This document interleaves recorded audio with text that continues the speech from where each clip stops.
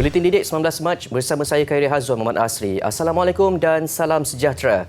Siapa sangka di sebalik raut wajahnya yang sentiasa ceria dan tidak lekang dengan senyuman, seorang kanak-kanak dari kampung Ibuk Kemaman, Terengganu sebenarnya menderita sakit tulang belakang yang kronik.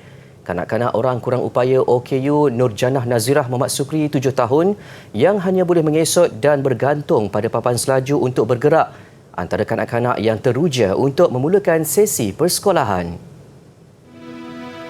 Anak kepada pasangan Muhammad Syukri Abdul Rahman 48 tahun dan Siti Suhailah Mat Noor 36 tahun itu dikesan mengidap penyakit saraf tunjang sejak lahir dan menyebabkan tulang belakang Nurjanah Nazirah membengkok hingga dia tidak mampu untuk berjalan. Anak kedua dari dua beradik itu turut mengidap penyakit jantung terbalik. Disebabkan oleh keadaan itu, Nurjanah Nazirah hanya mampu mengesot dan sukar menguruskan dirinya sendiri. Pun begitu, beliau tidak sabar untuk mula memasuki alam persekolahan di tahun 1 Program Pendidikan Khas Integrasi PPKI Sekolah Kebangsaan Ibuk. Bapanya yang bekerja sebagai penjaga stor tidak layak menerima bantuan Jabatan Kebajikan Masyarakat JKM. Walaupun pendapatan bersih RM1,000 sebulan, hanya cukup membeli lampin pakai buang dan keperluan khas lain anaknya. Panjang keluarga lah. Macam saya bagi tahu dia lebih kurang dekat RM1,000 lah balancenya. Lepas bayar hutang-hutang semua macam tu lah. Nasib Nurjanah Nazirah mendapat perhatian ramai hingga ada yang menyerahkan bantuan sebuah kerusi roda khas. Ia bagi kegunaan kanak-kanak istimewa itu bagi memudahkan sesi persekolahannya nanti. Pasukan Kolej Vokasional Keningau berjaya memenangi pingat perak dalam kategori filem pendek di Festival Seni Prague Stars yang dianjurkan secara dalam talian dari 9 hingga 12 Mac yang lalu. Menerusi filem pendek berjudul Dilema yang Terungkai, pasukan ini dapat menyampaikan mesej yang bermakna melalui hasil karya seni mereka. Filem pendek ini secara umumnya berkisarkan stigma masyarakat dan keluarga yang kebanyakannya memandang rendah kemenjadian pelajar-pelajar vokasional. Karya berdurasi 5 minit ini mengisahkan seorang ayah yang tidak yakin dengan masa depan kedua-dua anaknya yang bersekolah di kolej vokasional dan mengambil bidang yang berasingan iaitu automotif dan kulineri. Keputusan anak-anaknya menyambung pembelajaran di kolej vokasional sering membuat si ayah berasa rendah diri apabila bergaul dengan rakan-rakannya. Bagaimanapun tanggapannya berubah apabila kedua-dua anaknya berjaya menggunakan kemahiran yang dipelajari untuk membantu keluarga. Ternyata kemahiran yang anak-anaknya pelajari di kolej vokasional banyak memberi kemudahan serta manfaat dalam kehidupan seharian. Biarpun ringkas, filem pendek ini memberi pengajaran ibu bapa perlu bersikap lebih terbuka dan berbangga dengan pembelajaran anak-anak di kolej vokasional kerana institusi ini berjaya menghasilkan insan yang berguna dan boleh menyumbang kepada keluarga, masyarakat serta negara. Hubungan baik antara para graduan dan universiti membantu institusi pendidikan tinggi berada di landasan tepat dalam membina generasi yang berilmu dan berwawasan. Itu antara titah Sultan Selangor Sultan Sharafuddin Idris Shah pada hari pembukaan Istiadat Convocation Universiti Putra Malaysia UPM ke-45 hari ini. Baginda yang juga Chancellor UPM bertitah, selain menyumbang pada pembangunan pelajar UPM, ia juga sebagai tanda syukur atas pengorbanan yang dicurahkan warga universiti membantu graduan mencapai kejayaan. Kerjasama dan hubungan baik antara keduanya mampu memberi nilai tambah dari pelbagai sudut, antaranya pertukaran idea dan kehendak industri yang membantu melahirkan lebih ramai graduan yang berilmu. Istiadat Convocation UPM bermula hari ini sehingga 24 Mac, melibatkan seramai 6,142 graduan. Ia merangkumi 484 penerima ijazah Doktor Falsafah, sarjana 1,611 graduan, ijazah sarjana muda 3,564 graduan dan diploma 483 graduan. Baginda juga berkenan mengurniakan hadiah pingat emas Chancellor kepada Iskandar Zulkarnain Adamul Hazzah dari Fakulti Kejuruteraan. Turut menerima anugerah khas pada Istiadat Convocation kali ini ialah Eddie Irwan Siddiq, N. Vaishnavi dan Siti Nur Syamisa Masmos. Sistem pendidikan negara perlu berubah ke arah pendigitalan sesuai dengan keadaan semasa dan kehendak industri yang memerlukan pekerja berkemahiran. Menteri di Jabatan Perdana Menteri Ekonomi Datuk Seri Mustafa Mohamed berkata, peredaran zaman berlaku secara dinamik. Justru kemahiran yang menepati kehendak pasaran boleh mempengaruhi tawaran gaji daripada majikan. Jelasnya, isu kenaikan gaji merupakan isu yang besar namun perlu selaras dengan peningkatan kemahiran rakyat di negara ini. Pelabur yang datang ke Malaysia memerlukan pekerja tempatan berkemahiran tinggi. Justru melatih anak muda dengan kemahiran tinggi dan berkualiti dalam bidang yang diperlukan akan membantu mereka menerima tawaran gaji tinggi. Tambah Datuk Seri Mustafa, pendigitalan dalam sistem pendidikan sedang dilaksanakan secara berterusan di sekolah rendah, menengah, kolej vokasional dan universiti bagi meningkatkan kemahiran belia dan rakyat negara ini. Kerajaan sentiasa melakukan perubahan terhadap sistem pendidikan negara melalui Kementerian Pendidikan, Kementerian Pengajian Tinggi dan Kementerian Sumber Manusia. Industri kreatif merupakan salah satu sumber penting pertumbuhan ekonomi dan budaya yang semakin berkembang maju di negara ini. Bertolak dari situ, lebih banyak kolej serta universiti awam dan swasta menawarkan program pengajian berkaitan industri kreatif sekaligus menubuhkan jabatan dan fakulti industri kreatif. Segmen Kerjaya minggu ini mengungkap pengalaman dan cabaran seorang pelukis animasi. Menurut kajian asas industri kreatif yang dilakukan oleh Perpadanan Ekonomi Digital Malaysia (MDEC) pada tahun 2008, industri itu telah menyumbang sebanyak 5.8% kepada keluaran dalam negara kasar KDNK, mewakili 7.5% peluang pekerjaan di seluruh negara. Muhammad Ashraf Abdul Rahman yang mempunyai minat dalam bidang industri kreatif, khususnya animasi sejak kecil, berpendapat kerjaya ini memerlukan kemahiran yang tinggi dan ia tidak datang secara tiba-tiba. Melukis adalah satu proses di mana seseorang itu akan dilatih untuk mengasah kemahiran visualisasi dalam menyiapkan sesuatu tugasan. Bila kita dah start masuk dalam pekerjaan, pada permulaannya mungkin ambil masa dalam 2-3 tahun lah untuk betul-betul stabil dari segi kerjaya tu kan. So permulaan tu dia mungkin struggle dekat luangkan masa yang banyak di pejabat untuk meet the deadline, sebab production untuk kreatif ni dia sama macam kalau pergi syuting kat luar kan, pergi berlakon, lebih kurang sama je timeline dia. Tambahnya, industri kreatif animasi mempunyai pelbagai cabang yang boleh diceburi. Antaranya ialah suntingan video, kesan visual, permainan video, fotografi dan sebagainya. Dalam pada itu, pengurusan masa adalah antara cabaran utama kerjaya sebagai pelukis animasi. Ini kerana pada permulaan kerjaya, seseorang itu memerlukan masa untuk menyesuaikan diri, mengejar tarikh yang ditetapkan atau deadline sesuatu karya. Dalam animation ni teknologi tu dia keep on growing and growing tu. So akan ada ni teknologi yang kita kena adapt. Kalau kita masih lagi gunakan teknologi yang 10 tahun lepas, productivity mungkin akan lagi slow. Bagi pelajar yang berminat dalam bidang animasi, Muhammad Ashraf menitik beratkan perancangan jangka masa panjang seseorang individu itu sendiri. Pemerhatian dari segi kekuatan dalam mengerjakan sesuatu juga merupakan aspek penting yang perlu diambil kira sebelum menceburi sesuatu bidang.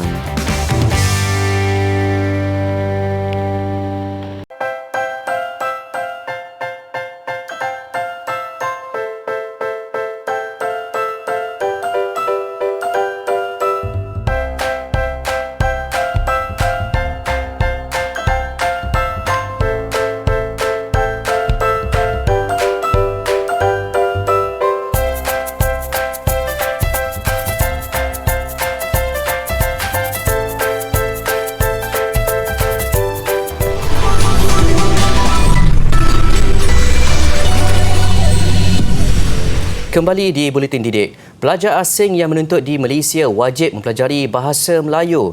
Tegas Perdana Menteri Datuk Seri Ismail Sabri Yaakob, beliau bercita-cita agar bahasa Melayu menjadi bahasa kedua di rantau ASEAN. Saya telah pun memaklumkan kepada Menteri Pengajian Tinggi.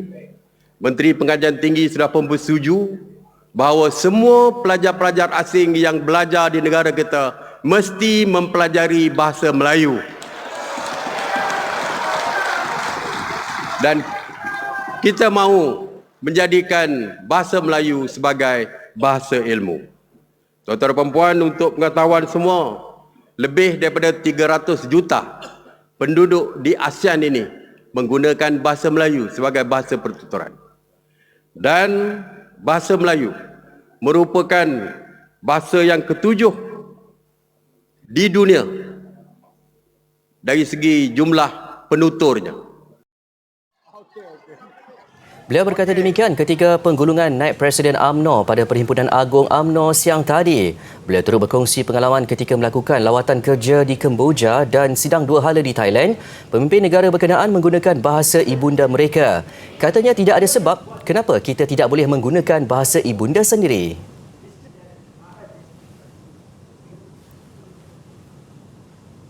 Orang ramai kini boleh membuat janji temu untuk mendapatkan dos penggalak melalui booking management system di aplikasi MySejahtera. Ketua Pegawai Eksekutif Protect Health Corporation Sdn Bhd, Datuk Dr. Anas Alam Faizli berkata, janji temu itu adalah tempahan bermula Isnin ini dan seterusnya. Inisiatif itu bertujuan mempercepatkan vaksinasi dos penggalak dalam kalangan rakyat Malaysia. Menurut Datuk Dr. Anas Alam, proses janji temu yang ditetapkan oleh aplikasi MySejahtera masih diguna pakai. Ia juga selaras langkah kerajaan untuk menarik balik status vaksinasi penuh daripada penerima vaksin prima lengkap iaitu penerima dos 1 dan dos 2 yang tidak mendapatkan dos penggalak selewat-lewatnya 31 Mac ini. Tambah Datuk Dr. Anas Alam, selain dapat memperluaskan akses kepada program vaksinasi sedia ada, langkah itu dapat memastikan fasa peralihan kepada endemik yang akan bermula pada 1 April 2022 dilaksanakan dengan selamat. Orang ramai boleh merujuk laman web Protect Health untuk melihat senarai pusat pemberian vaksin PPV pilihan mereka. Baik, Karnival Seni Warisan di Museum yang dijadual berlangsung pada 24 hingga 26 Mac ini di Museum Negeri Kedah Alostar. Kesempatan terbaik buat mereka yang ingin mengetahui sejarah negeri Kedah. Ia juga diadakan sempena sambutan Jubili Emas Persatuan Seni Silat Cekak Malaysia Cawangan Kedah. Majlis mempromosi Karnival Seni Warisan di Museum berlangsung ringkas tetapi meriah di bangunan Persatuan Seni Silat Cekak Malaysia Shah Alam pagi tadi.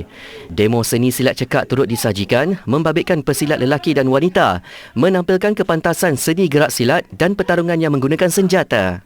Jadi bila kita buat event ni, kita akan bawa benda-benda yang daripada lama, Kedah tua, cara-cara ada event memanah, ada silat, pencak-pencak silat bukan silat cekak saja. Jadi ada silat cekak yang lain, ada cara membuat keris, membuat pending, busana Melayu. Jadi benda-benda yang lama yang kita warisan kita. Jadi warisan kita yang dulu kita dah lupa. Bagi Presiden Persatuan Seni Silat Cekak Malaysia, Datuk Maidin Kadir Shah, seiring dengan perkembangan silat cekak sejak 57 tahun lalu di Malaysia, Persatuan juga melakukan pelbagai inisiatif dalam menyampaikan info dan pembelajaran kepada anak-anak muda khasnya. Ia juga antara platform untuk mengeratkan hubungan sesama ahli. Kita ada kelas online. Maka kita ada modul mengajar anak-anak melalui online. Ya, jadi melalui online ni kita ada anak-anak di seluruh negara, kita ada modul untuk belajar iaitu umur 7 tahun hingga 12 tahun. Jadi pakej ini sangat menarik dan memberi minat kepada anak-anak kita supaya dapat mengenali dan mempelajari silat cekak seawal umur 7 tahun. Dan kepada mereka yang ingin mengetahui lebih dalam perkembangan seni silat cekak yang sememangnya berasal dari Kedah, pastinya tidak akan melepaskan peluang mengunjungi Karnival di Museum selama 3 hari di Museum Negeri Kedah pada 24 hingga 26 Mac ini. Jom mai Kedah!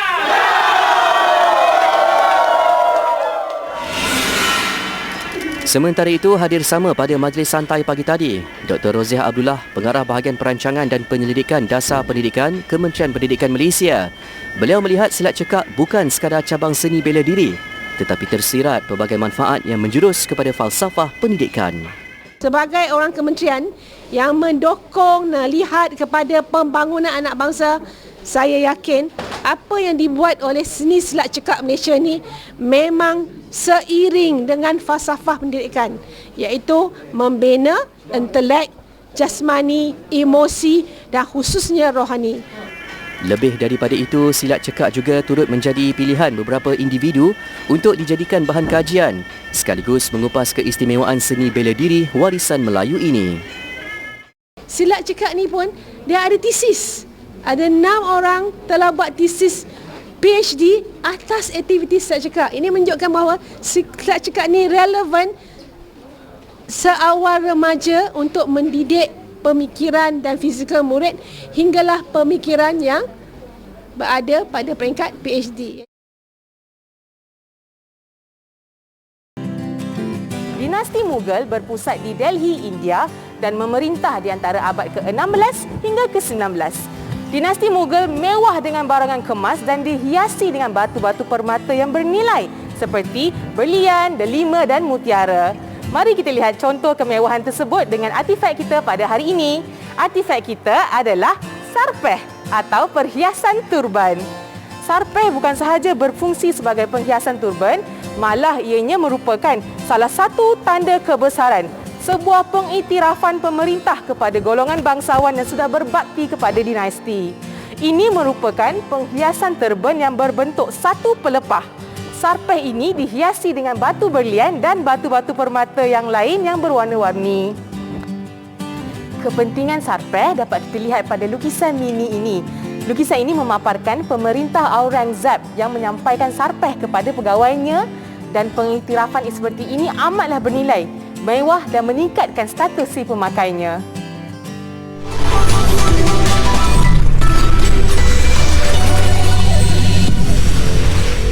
Seorang kanak-kanak lelaki memecahkan rekod dunia menyelesaikan cube Rubik terpantas sambil berbasikal.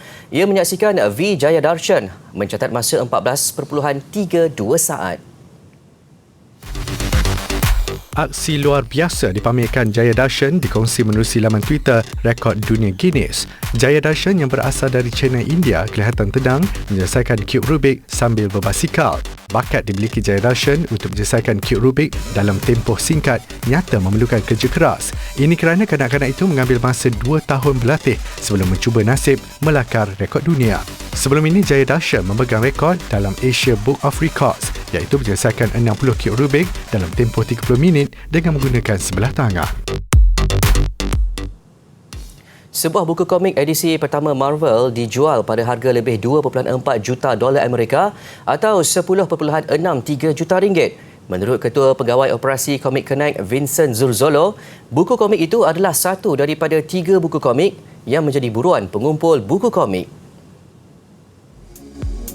Buku itu dijual menerusi satu lelongan secara dalam talian oleh syarikat yang berpengkalan di New York, Amerika Syarikat itu. Harga sebenar yang ditawarkan ialah $2,427,800 Amerika. Identiti pembelinya tidak didedahkan. Edisi pertama buku komik Marvel atau tajuk sebenarnya Marvel Comics nombor 1 diterbitkan pada tahun 1939. Buku itu mengetengahkan watak seperti Submariner dan versi asal Human Torch yang kemudiannya turut digunakan sebagai anggota Marvel Fantastic Four. Daripadanya pelbagai siri komik Marvel, filem, rancangan televisyen dan permainan video telah diterbitkan. Buku itu dianggap amat berharga kerana turut mengandungi tulisan tangan oleh penerbitnya serta jumlah upah yang dibayar kepada penulis dan pelukis komik itu.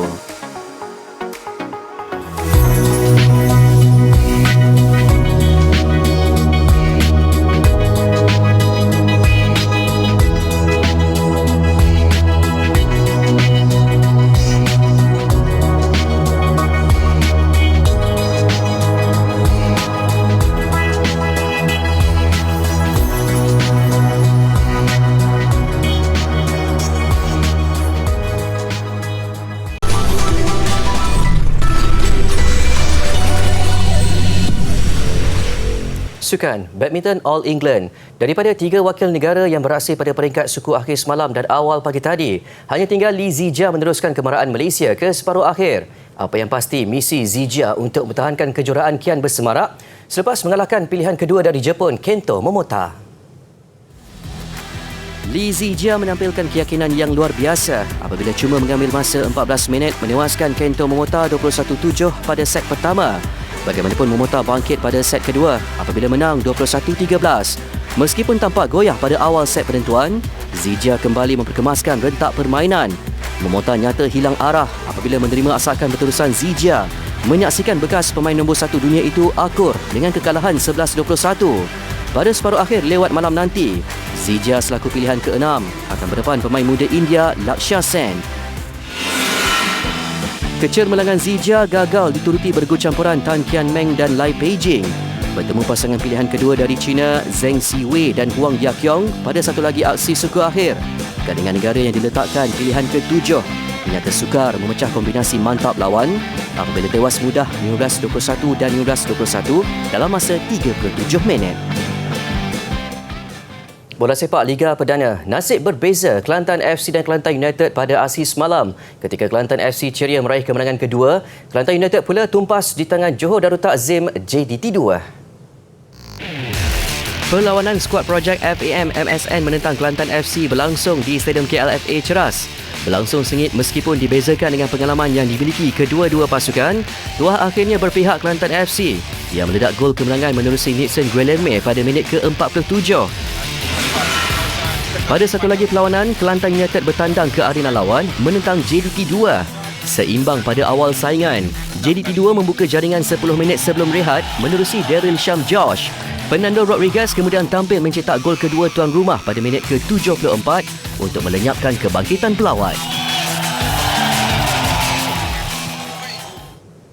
Aksi berani peluncur Itali Marcus Eder merentasi kawasan pergunungan bersalji mengakhiri Buletin Didik malam ini. Saya Khairi Hazam Muhammad Asri. Salam hormat dan Assalamualaikum.